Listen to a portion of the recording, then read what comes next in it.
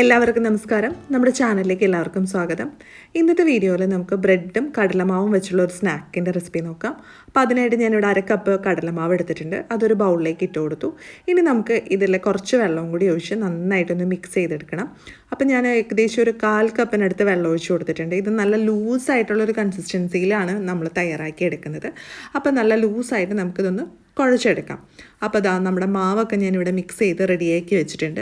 ഇനി നമുക്കിതിലേക്ക് ആവശ്യത്തിനുള്ള പൊടികൾ ചേർത്ത് കൊടുക്കണം. അപ്പോൾ നമുക്കിതിലേക്ക് ആദ്യമായിട്ട് മുളക് പൊടി ചേർത്ത് കൊടുക്കാം. ഒരു 3/4 ടീസ്പൂൺ അളവിൽ മുളക് പൊടി ചേർത്ത് കൊടുത്തിട്ടുണ്ട്. ഒരു 1/4 ടീസ്പൂൺ അളവിൽ ഉപ്പിട്ട് കൊടുത്തിട്ടുണ്ട്. ഇനി നമുക്കിതിലേക്ക് കായത്തിൻ്റെ പൊടി ചേർത്ത് കൊടുക്കണം. ഒരു 3-4 നുള്ള് കായത്തിൻ്റെ പൊടി നമുക്കിതിലേക്ക് ഇട്ട് കൊടുക്കാം. ഒരുപാട് വേണ്ട, പക്ഷേ കായത്തിൻ്റെ ആ ഒരു ടേസ്റ്റ് നമുക്ക് കിട്ടാൻ വേണം. ഇനി ഇത് നന്നായിട്ടൊന്ന് മിക്സ് ചെയ്ത് കൊടുക്കാം. അപ്പോൾ ഇനി വേണമെങ്കിൽ ഞങ്ങൾക്ക് ജീരകം പൊടിച്ചിട്ട് അതും കൂടെ ചേർത്ത് കൊടുക്കാം. അപ്പോൾ നല്ലൊരു ടേസ്റ്റ് ആയിരിക്കാം. പക്ഷേ ഞാനിവിടെ ജീരകത്തിൻ്റെ പൊടി ചേർത്ത് കൊടുക്കുന്നില്ല. ഇവിടെ ആർക്കും അത്ര അത് ഇഷ്ടമല്ല. അപ്പോൾ അതുകൊണ്ട് അത് ചേർത്ത് കൊടുക്കുന്നില്ല. ഇനി നമുക്കിതിലേക്ക് പൊടിയായി അരിഞ്ഞ് സവാള ചേർത്ത് കൊടുക്കാം. അപ്പോൾ സവാള മാത്രമല്ല, നമുക്ക് ഈ സമയത്ത് വേണമെങ്കിൽ കുറച്ച് ക്യാരറ്റ് ഗ്രേറ്റ് ചെയ്തതും കൂടെ ചേർത്ത് കൊടുക്കാം. അങ്ങനെയാണെങ്കിൽ നമ്മുടെ ഈ സ്നാക്കിന് നല്ല ടേസ്റ്റാണ്. അപ്പോൾ ഞാനിവിടെ സവാള മാത്രമേ ചേർത്ത് കൊടുത്തിട്ടുള്ളൂ.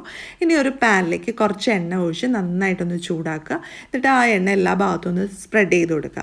അതിനുശേഷം ബ്രെഡിൻ്റെ പീസ് എടുത്തിട്ട് നമ്മൾ തയ്യാറാക്കി വെച്ച ബാറ്ററിൽ മുക്കി നമ്മുടെ പാനിൽ വെച്ച് കൊടുക്കാം. എന്നിട്ട് ഇത് നമുക്ക് നന്നായിട്ടൊന്ന് ഫ്രൈ ചെയ്തെടുക്കാം. അപ്പോൾ ഓരോ പീസുകളായിട്ട് ഞാൻ ഫ്രൈ പാനിലേക്ക് വെച്ച് കൊടുക്കുന്നുണ്ട്. വളരെ ഈസി ആയിട്ട് നമുക്ക് തയ്യാറാക്കി എടുക്കാൻ പറ്റുന്ന ഒരു സ്നാക്കാണിത്. ബ്രെഡും കുറച്ച് കടലമാവും ഉണ്ടെങ്കിൽ നമുക്ക് ഈസി ആയിട്ട് തയ്യാറാക്കി എടുക്കാം.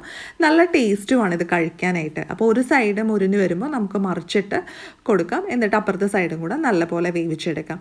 അപ്പോൾ സാധാരണ നമ്മൾ ബ്രെഡ് ഓംലെറ്റൊക്കെ വെച്ച് ചെയ്യാറില്ലേ, ബ്രെഡ് ഓംലെറ്റ് ഉണ്ടാക്കാറില്ലേ, അതുപോലെ തന്നെ നമ്മൾ ചെയ്തെടുക്കുന്ന ഒരു സംഭവമാണിത്. പക്ഷേ മുട്ടയ്ക്ക് പകരം നമ്മളിവിടെ കടലമാവാണ് ചേർത്തിരിക്കുന്നത്. അപ്പം മുട്ടയില്ലാത്ത ഓംലെറ്റെന്നോ ബ്രെഡ് ഓംലെറ്റെന്നൊക്കെ നമുക്കിതിനെ വിളിക്കാം. വളരെ ടേസ്റ്റിയാണ്.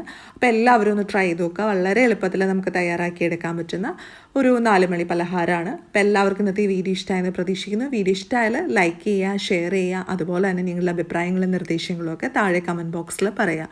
ഇനി അടുത്ത ദിവസം നമുക്ക് പുതിയൊരു വീഡിയോ ആയിട്ട് വീണ്ടും കാണാം.